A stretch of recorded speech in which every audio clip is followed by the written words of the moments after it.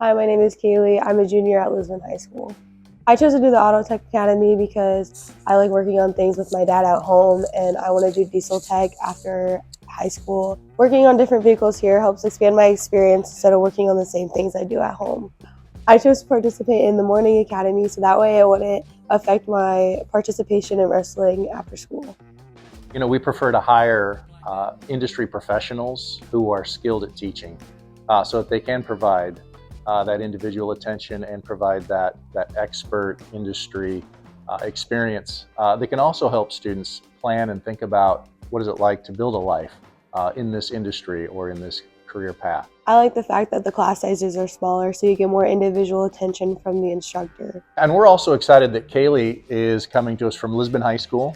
It's a great opportunity for those students to come here to the regional center and do either a hands-on career tech academy like Auto Tech, or if they want to do liberal arts, then they can do additional courses.